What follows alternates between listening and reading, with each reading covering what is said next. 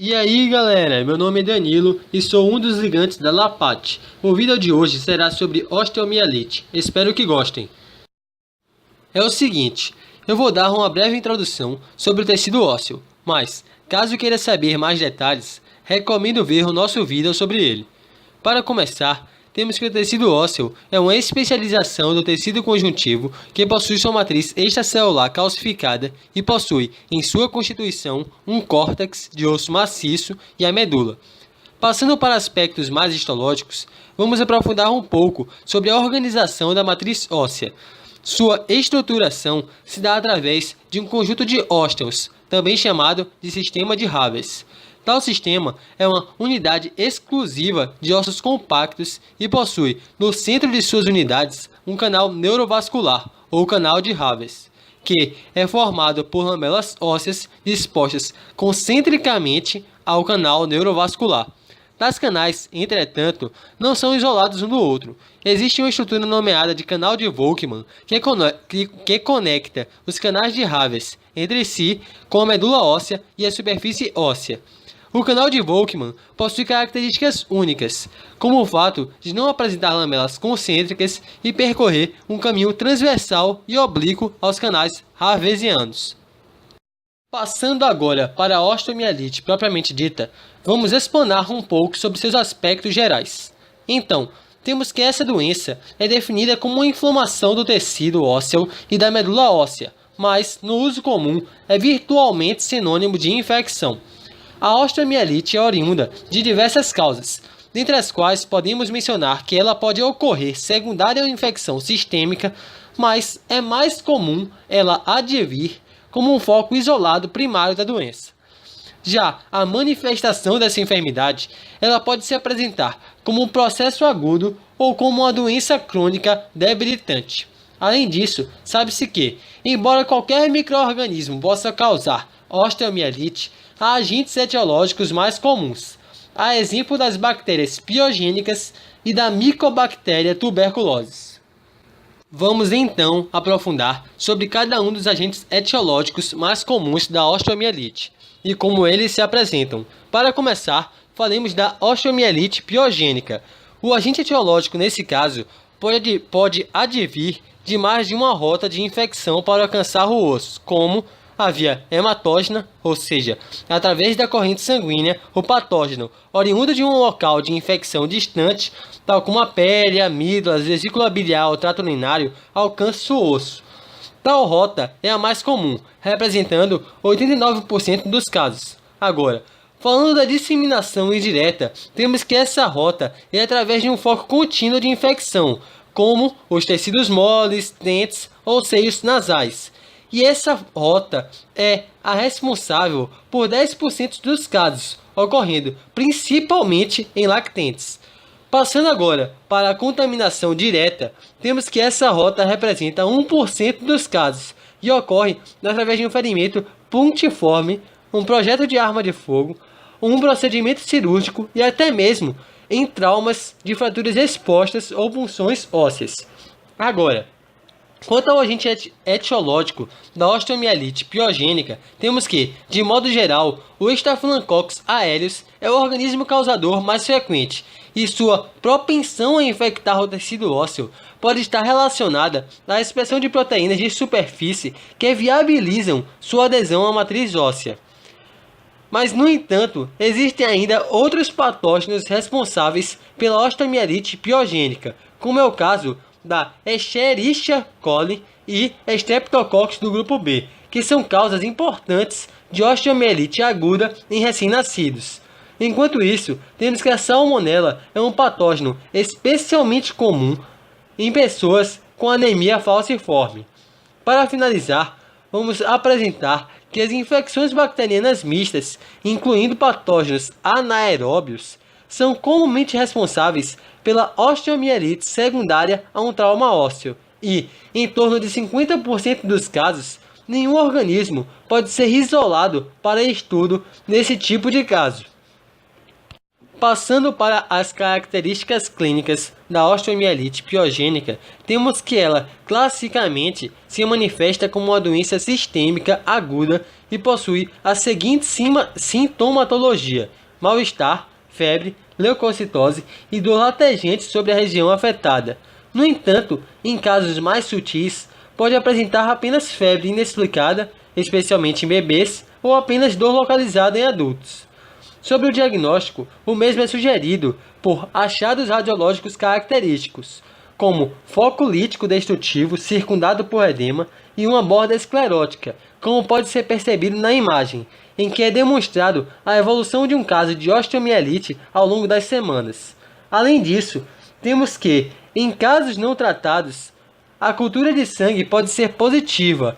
Todavia, para a delimitação de um tratamento mais direcionado, a biópsia e a cultura de tecido ósseo são usualmente necessários para identificar o patógeno.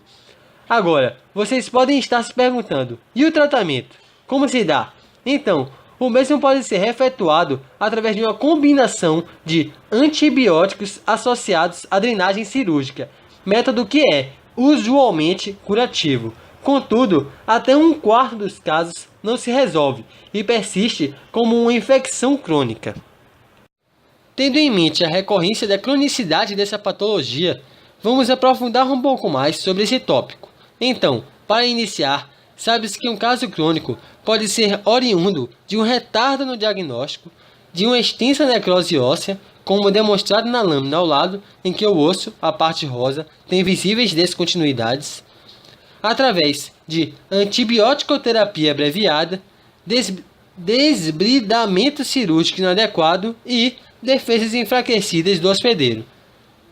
Passando agora para as complicações associadas à osteomielite crônica, temos que, além de ocasionar as crises agudas, ela pode ser agravada por fratura patológica, amiloidose secundária, endocardite, sepse e até mesmo o desenvolvimento de algumas neoplasias, como o carcinoma de células escamosas, caso a infecção crie um trato sinusal e, raramente, osteosarcoma. Passando para uma melhor percepção da morfologia da osteomielite, temos que essa depende da cronicidade e localização da infecção. Então, comecemos explicando a partir do início da infecção, em que as bactérias causadoras se proliferam e induzem uma reação inflamatória aguda, com consequente morte celular. O tecido ósseo envolvido nesse processo rapidamente se torna necrótico, e tal tecido ósseo não viável é denominado sequestro. Após a primeira semana de infecção, células inflamatórias crônicas se tornam mais numerosas, e a liberação de citocinas pelos leucócitos estimula as seguintes reações: a reabsorção óssea pelos osteoclastos, a invaginação de tecido fibroso e a formação óssea na periferia. Tal formação óssea na periferia, caso origine uma capa de tecido vivo ao redor de um sequestro, forma o chamado involucro. Agora, tendo essa percepção inicial da morfologia óssea, é importante ressaltar que as bactérias em inflamação podem percolar por todos os sistemas de Haver até atingir o periósteo, podendo ocasionar as seguintes reverberações. Quando acomete crianças, temos uma particularidade. Devido ao fato do periósteo infantil se encontrar frouxamente fixado ao córtex, há uma formação mais frequente de abscessos subperiósticos bastante grandes que podem, inclusive, se formar e se estender por longas distâncias ao longo da superfície óssea. Tais abscessos ocasionam uma elevação do periósteo e prejudicam o suprimento sanguíneo da região afetada, levando a uma lesão tanto supurativa como isquêmica, que pode evoluir para uma necrose óssea segmentar. E, caso haja ruptura do periósteo, há chances de se formar um abscesso no tecido mole circundante e originar um seio de drenagem. Finalizando, quando a infecção das epífises atinge bebês e, de modo incomum, adultos, pode se disseminar para o interior da articulação adjacente de modo a produzir uma artrite purulenta, ocasionando, em alguns casos, uma extensa destruição da cartilagem articular, que pode resultar em uma incapacidade permanente. O processo análogo a esse, entretanto, pode envolver as vértebras com uma infecção que destrói os discos intervertebrais e se dissemina para as vértebras adjacentes. Para finalizar essa aula, vamos falar sobre a osteomielite tuberculosa. Contextualizando, temos que houve um ressurgimento da osteomielite tuberculosa em países desenvolvidos, devido ao influxo de imigrantes de países onde a tuberculose é endêmica e ao maior número de pessoas imunodeprimidas. E, como resultado disso, a osteomielite tuberculosa se tornou a complicação mais frequente, correspondendo a uma estimativa de 1 a 3% dos casos de tuberculose pulmonar. Passando agora para uma análise da enfermidade, pode-se dizer que a osteomielite tuberculosa tende a ser mais destrutiva e resistente ao controle do que a osteomielite piogênica. Além disso, sabe-se que os patógenos usualmente atingem o osso através da corrente sanguínea. No entanto, a disseminação direta pode ocorrer a partir de um foco contíguo de infecção, por exemplo, a partir da contaminação de linfonodos mediastinais para então atingir as vértebras. Agora, nos casos de disseminação hematogênica, os ossos longos e as vértebras são os locais preferenciais e apresentam, na maior parte dos casos, lesões solitárias. No entanto, pode vir a ser multifocal, especialmente em pacientes com imunodeficiência primária.